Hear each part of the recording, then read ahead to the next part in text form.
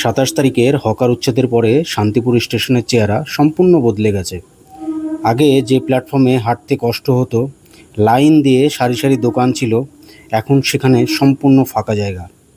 নমস্কার বন্ধুরা, আপনারা এখন যে দৃশ্যটি দেখছেন এটি শান্তিপুর স্টেশনের বর্তমান ছবি। কয়েকদিন আগেও প্ল্যাটফর্মের অনেকটা অংশ হকারদের দোকানে ভর্তি থাকতো, এখন সেই জায়গা সম্পূর্ণ খালি। এই যে জায়গাগুলো আমি দেখাচ্ছি আপনাদের, এই জায়গা দিয়েই সারি সারি দোকান ছিল, এখন দেখুন সেই জায়গাগুলো পুরো খালি এবং পরিষ্কার চকচকে। এর ফলে যাত্রীদের চলাচল এখন অনেক সহজ হয়েছে।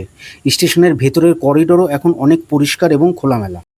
তবে এই ঘটনার আরেকটা দিকও রয়েছে।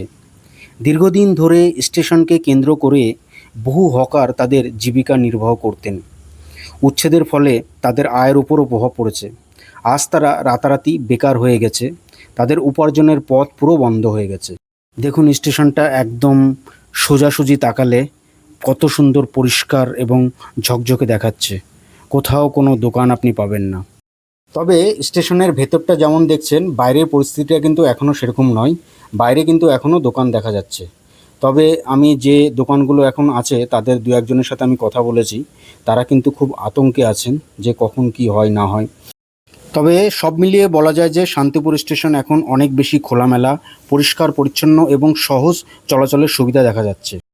আপনি কি মনে করেন, স্টেশন কি পুরোপুরি হকার মুক্ত রাখা উচিত, নাকি নির্দিষ্ট জায়গায় হকারদের বসার ব্যবস্থা করা উচিত?